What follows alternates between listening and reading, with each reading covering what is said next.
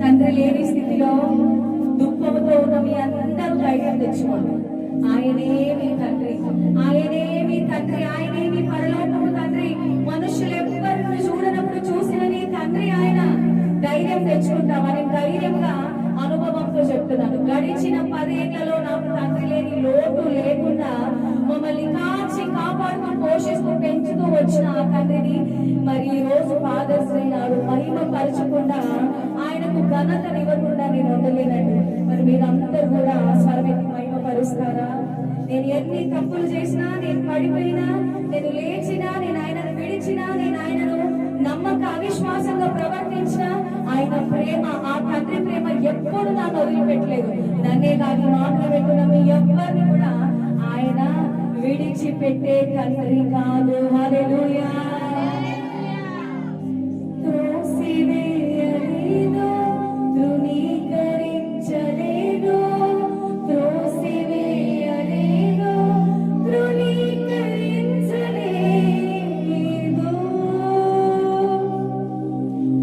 ఎత్తుకొని ముద్దాడితివి, నా ఆటంకము తొలగించి ఆదరించినావు.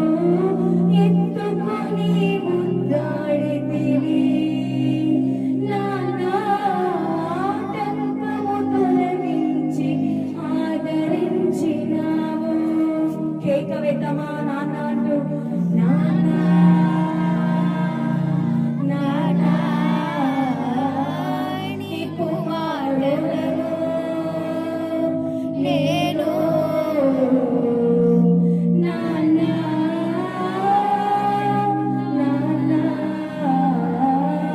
నీ కుమార్తెను నేను. నీ ప్రతిరూపము నేను నాన్నా, నీ ప్రతిరూపము నేను నాన్నా, నీ ప్రతిరూపము నేను నాన్నా. ఎంతమంది సంబరపడతారండి? అచ్చంలో మీ డాడీ లాగానే ఉన్నారు, అచ్చంలో మీ డాడీ లాగానే చేస్తాము అంటే ఎంతమంది సంబరపడతారు మీరు కదా? మనమందరము ఆయన పోలిక చొప్పున, ఆయన స్వరూపమందు మనల్ని చేసి ఉన్నాడండి. మరి సంతోషిద్దామా? తండ్రి శారీరకంగా మనకు దగ్గరగా లేడు అన్న విషయాన్ని ఒక్క నిమిషం మనం మర్చిపోదామండి. జీవిత కాలము మనకు తోడుగా ఉండే తండ్రి మనతో ఉన్నాడు. మరి స్వరమెత్తి ఆయన ప్రతిరూపంలో మనం ఉన్నందుకు ఆయనను మహిమ పొందుతామండి. నీ ప్రతిరూపము నేను నాన్న, నీ ప్రతిరూపము నేను. పరితపించి నీ కోసమే ఎప్పటికీ ఎరుగనైతిని, నీ కుమారుడను నేనని. నిజంగా లోకంలో ఎంతో మంది ఆయన కుమారులు, ఆయన కుమార్తెలు అని ఎరగకున్నారని నిజంగా వాళ్ళ కొరకు వెళ్తామా మనము? ఎప్పటికీ ఎరగకుండా ఉంటున్నారు. ఆయన పరలోకపు తండ్రి అని, ఆయన సృష్టికర్త అని, ఆయన రక్షకుడని, ఆయన నిజముగా తండ్రి కంటే తల్లి కంటే అధికముగా ప్రేమించేవాడని ఎరగకుంటున్నారండి అనేకులు. వాళ్ళ కొరకు వెళ్తామా? తండ్రి తండ్రి నీ కుమారుడను నేను, తండ్రి తండ్రి నీ కుమార్తెను నేను. నీ ప్రతిరూపము నేను తండ్రి, నీ ప్రతిరూపము నేను తండ్రి, ప్రతిరూపము నేను తండ్రి. తండ్రి ఉన్న వాళ్ళకు నిజంగా ఈ భూమి మీద తండ్రి విలువ తెలియదు కానీ తెలియదండి. తండ్రి లేని వాళ్ళకి అచ్చముగా ఆ తండ్రి ప్రేమ హత్తుకొని ఎత్తుకొని ముద్దాడి ప్రతిదీ కావాల్సింది అడిగింది ఇచ్చే నిజమైన తండ్రి అయిన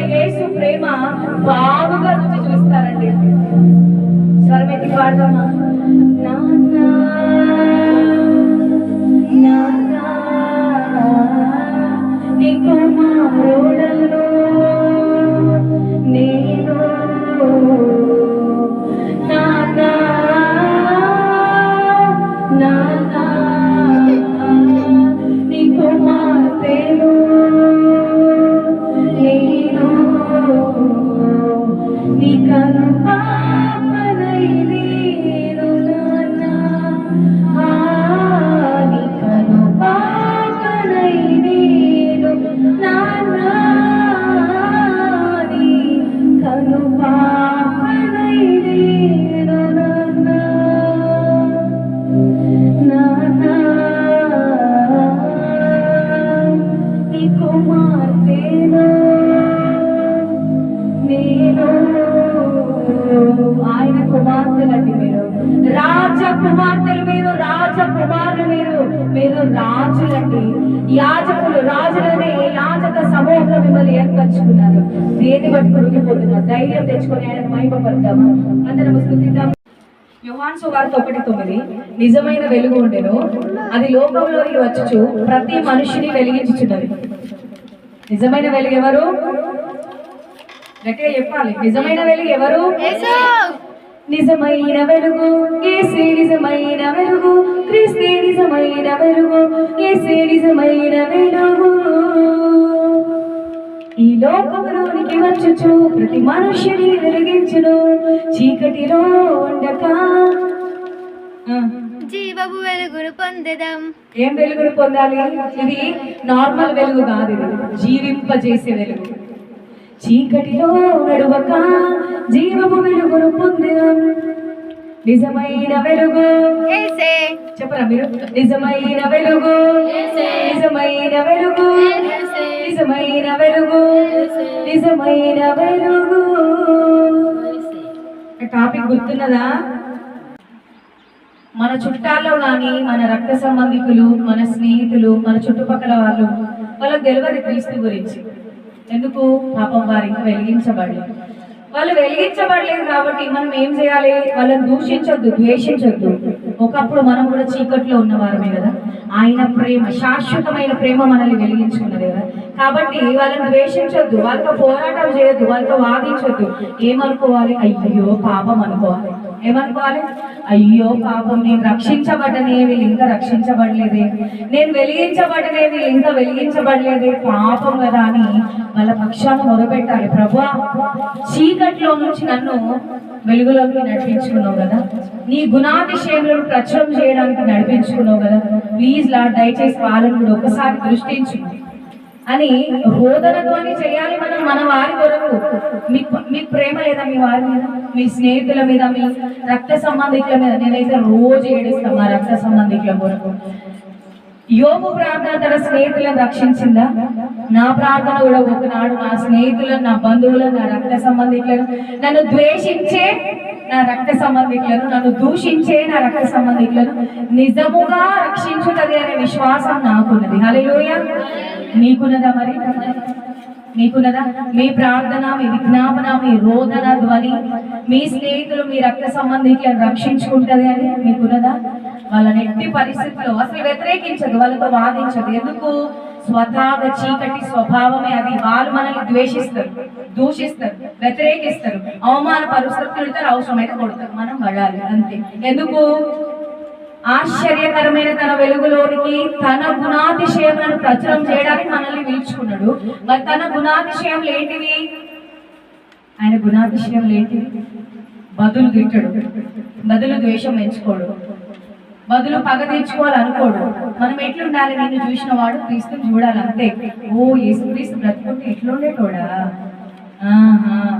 అమ్మో క్రైస్తవులు నెమ్మది ఉంటారు వీళ్ళు వాళ్ళు ఏమన్నారు కాబట్టి మనల్ని మోగిస్తూ ఉంటారు ఏంటైనా అంటారు మనం ఏంటిది చాట కాదు కదా చెయ్యలేక కాదు కదా కదా తెలుసు వాళ్ళకి వీళ్ళని కదిలిస్తే వీళ్ళు చెక్కేస్తారు అని తెలుసు కానీ ఎవరిని బట్టి మనం ఆగిపోతాము కేవలం క్రీస్తుని బట్టి ఆయన ప్రేమను బట్టి సిలువ వేయబడినప్పుడు ఆయన ఏమి చెయ్యలేక కాదు ఆయన ఇట్లా చిటికేస్తే పరలోక ద్వారాలు తెరవబడి కోట్ల సంఖ్యలో దూతలు దిగి ఒక్కసారిగా భూమిని నాశనం చేయగలుగుతాయి. అయినను తండ్రి వీరేమి చేయుచున్నారో వీరు ఎరుగరు గనుక వీరిని క్షమించుము అని అడిగిన ఆయన గుణ లక్షణాన్ని మనము సంతరించుకొని ప్రచురం చేయాలి. కాబట్టి మనము వెలుగులోకి వచ్చినాం, మరి వాళ్ళు వెలుగులోకి వచ్చేదాకా మనం ఏం చేయాలి? వెయిట్ చేయాలి, ప్రార్థన చేయాలి, పోరాటం చేయాలి. పోరాటం. ప్రార్థన అంటే కేవలం ప్రార్థన, దేవుణ్ణి అడిగి ఏటీఎం లాగా ఇవ్వు ఇవ్వు ఇవ్వు ఇవ్వు చెయ్యి కాదు. ప్రార్థన ఒక పోరాటం, ప్రార్థన ఒక యుద్ధము. కత్తి పట్టుకొని పొడవటము, కర్ర పట్టుకొని కొట్టడం చాలా ఈజీ. ఒక మనిషి మీద పగ తీర్చుకోవడం చాలా ఈజీ. నన్ను ఒక మాట అంటే తిరిగి ఇంకొక మాట అనడం చాలా ఈజీ. ఓర్చుకోవడం, క్షమించడము, తగ్గించుకోవడం. వాళ్ళంతా దుర్మార్గులు అని తెలిసి వాళ్ళు మనల్ని కావాలని బయటకు లాగుతున్నారు అని తెలిసి వాళ్ళని క్షమించడమే కష్టము. క్షమాపణనే పెద్ద పోరాటం. మీకు తెలుసా?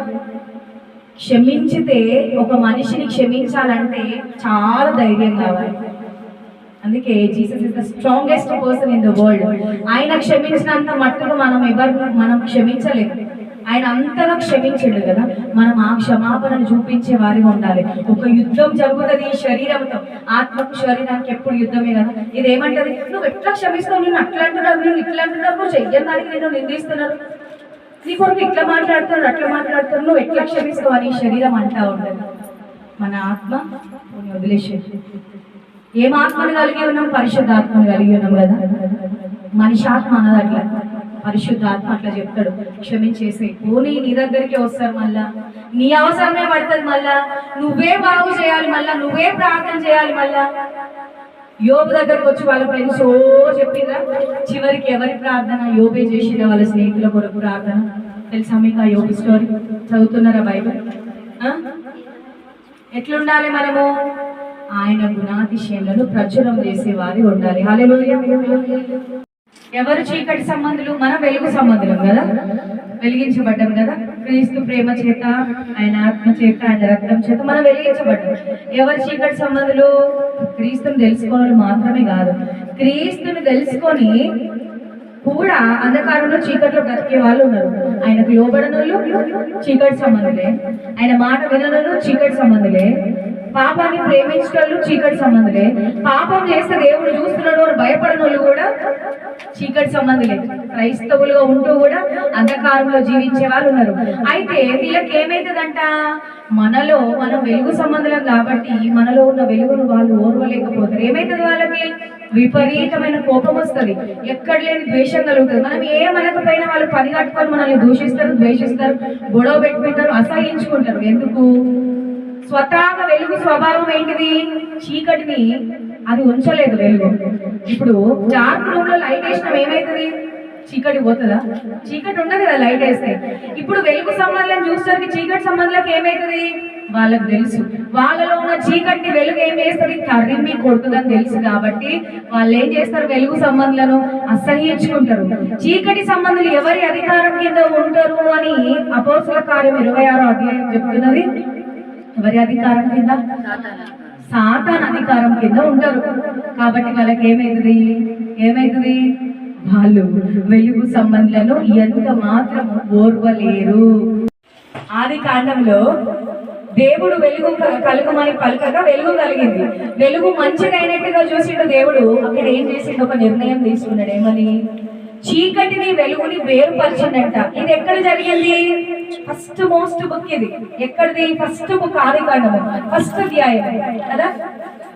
ఏం జరిగింది అక్కడ? ఏం జరిగింది? చీకటి వెలుగు వేరుపరచబడ్డది. దేవుడు అప్పుడెప్పుడు అక్కడిని చీకటిని వెలుగుని వేరు చేసిండ్రు.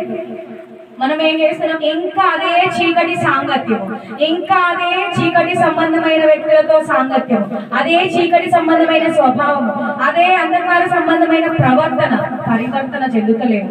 ఎక్కడో ఆది కాండంలో ఆయన వెలుగుని చీకటిని వేరు చేస్తే మనం ఇంకా కూడా అదే చీకటిలో ఉంటున్నాం, అదే అంధకారంలో ఉంటున్నాము, అక్కడే ఉంటున్నాము. మరి మార్పు కావాలా? ట్రాన్స్ఫర్మేషన్ కావాలా? రూపాంతరం చెందుదామా? దేవుని ఎరుగని వాళ్ళు మాత్రమే చీకటి సంబంధులు కాదు. క్రైస్తవులమని పిలువబడుతూ చీకటి సంబంధమైన క్రియలు కలిగినట్టు స్వభావం కలిగిన వాళ్ళు కూడా అంధకార సంబంధమైన వ్యక్తులే. ఉం?